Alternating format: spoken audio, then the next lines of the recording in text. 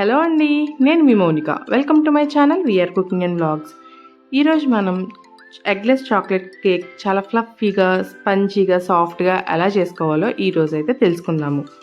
అన్ని ఇంట్లో ఉండే ఇంగ్రీడియంట్స్తోనే చాలా సింపుల్ అండ్ ఈజీ మెథడ్స్లో ఎలా చేసుకోవాలో ఇప్పుడు తెలుసుకుందాం. అలా చేయాలి అంటే మీరు మన వీడియోని లాస్ట్ వరకు స్కిప్ చేయకుండా చూడాలి. అయితే మనం ఇప్పుడు ప్రాసెస్లోకి వెళ్ళిపోతాం. ఇలా ఒక పెద్ద బౌల్ కేక్ మిక్సింగ్కి తీసుకోండి. బౌల్ ఎప్పుడు పెద్దగా ఉంటేనే మనకి బ్యాటర్ బీట్ చేసుకోవడానికి వీలుగా ఉంటుంది. ఇందులో 1/2 కప్ ఆయిల్ అండ్ అలాగే 1/2 కప్ పెరుగుని కూడా వేసుకోండి.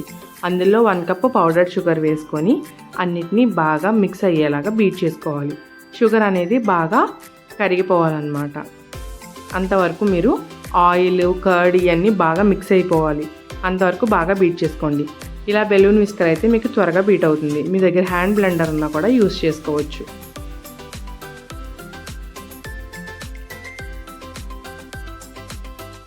ఇలా మొత్తం అంతా మిక్స్ అయిపోయిన తర్వాత ఇలా స్టెయినర్ని అయితే జాలిని అయితే పెట్టుకొని అందులో 1.5 కప్ వరకు మైదాని యాడ్ చేసుకోండి.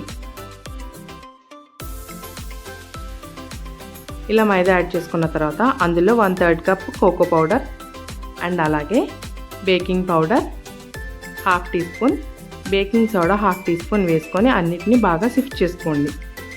వీటన్నిటిని బాగా చల్లించుకున్న తర్వాత ఒక స్పాచులా తీసుకొని ఇలా బబుల్స్ ఏమన్నా ఉన్నాయనుకోండి, మనకి కోకో పౌడర్ ఇలాగా ఉండల కింద కట్టేస్తుంది.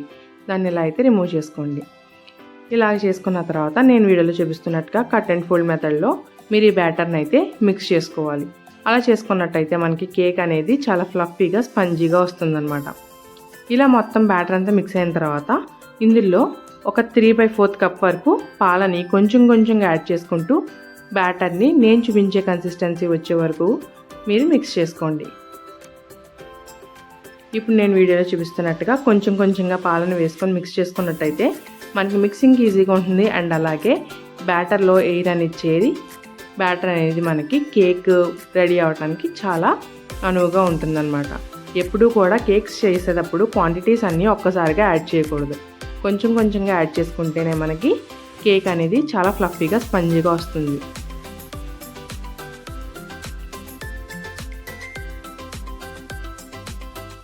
ఇలా బాగా కలిపేసుకోండి. నేను ఈలోపు ఒక బౌల్, మనం ఏ బౌల్లో అయితే కేక్ బ్యాటర్ని కుక్ చేసుకుందాం అనుకుంటున్నా ఆ బౌల్కి ఫుల్గా ఆయిల్ గ్రీస్ చేసి బటర్ పేపర్ వేసి పక్కన పెట్టుకున్నాను. మీరు కూడా ముందుగా అలా పక్కన పెట్టుకోండి. చూసారు కదా, ఈ కన్సిస్టెన్సీ వచ్చిన తర్వాత మాత్రమే మనం కేక్ని ఉడికించుకోవాలి. ఇలా బటర్ పేపర్ వేసి ఆయిల్తో గ్రీస్ చేసిన గిన్నెలో నేనైతే కేక్ బ్యాటర్ని వేస్తున్నాను. అండ్ అలాగే మనం కుక్కర్ని ప్రీహీట్ చేసుకొని పెట్టుకోండి. మీడియం ఫ్లేమ్లో ప్రీహీట్ చేసుకొని పెట్టుకున్నట్టయితే మన కేక్ బాగా ఉడుకుతుందన్నమాట. వీడియోలో చూపించినట్టుగా అలా ఒక స్టాండ్ పెట్టుకున్నట్టయితే మీరు అందులో సాల్ట్ కానీ ఇసక్ కానీ ఏమీ వేయకుండానే మనం కేక్ బేక్ చేసుకోవచ్చు. ఇలా వేసుకున్న తర్వాత విజిల్ అండ్ కట్టర్ రెండింటిని రిమూవ్ చేసి కేక్ మూత పెట్టుకోండి. అలాగే మీడియం టు లో ఫ్లేమ్లో పెట్టుకొని కేక్ని ఒక 40 మినిట్స్ వరకు బేక్ చేసుకోండి. ఇలా ఏదన్నా నైఫ్ కానీ, స్పాచులా లేదంటే టూత్ పిక్ ఏదైనా ఇన్సర్ట్ చేసి తీసినట్టయితే అది క్లీన్గా వచ్చేసినట్టయితే మనకి కేక్ ఉడికిపోయినట్టే. ఇప్పుడు వెంటనే ఆ కేక్ని అయితే తీసి పూర్తిగా చల్లార్చుకోండి. చల్లార్చుకున్న తర్వాత ఇలా వాల్స్ అన్నిటిని లూజ్ చేసుకొని మనం ప్లేట్లోకి డిమోల్డ్ చేసుకోవడమే. అంతేనండి, చాలా సింపుల్గా రెడీ అయిపోతుంది. కేక్ మాత్రం ఉడికిన తర్వాత కుక్కర్లో ఉంచొద్దు. ఎందుకంటే ఆ హీట్కి కేక్ అనేది మళ్ళీ దగ్గర పడిపోతుంది, అలా స్పంజీగా ఉండదన్నమాట. సో ఇలా డిమోల్డ్ చేసుకున్న తర్వాత పీసెస్ కింద కట్ చేసి హ్యాపీగా సర్వ్ చేసుకోవచ్చు. అండ్ చాలా టేస్టీగా ఉంటుంది, చాలా ఫ్లఫీగా ఉంటుంది. మరి ఇంకెందుకంటే ఆలస్యం, మీకు ఈ వీడియో నచ్చినట్టయితే మన వీడియోకి ఒక లైక్ చేయండి. అండ్ అలాగే మీ ఫ్రెండ్స్ అండ్ ఫ్యామిలీస్తో మన వీడియోస్ని షేర్ చేయండి. మన ఛానల్కి సబ్స్క్రైబ్ చేసి ఆల్ నోటిఫికేషన్ ఆన్ చేసినట్టయితే మనం చేసే ప్రతి వీడియో ముందుగా మీ వరకు వస్తుంది. అంతేకాకుండా ఇలాంటి రెసిపీస్ మన ఛానల్లో మరెన్నో పెడుతూనే ఉంటాము.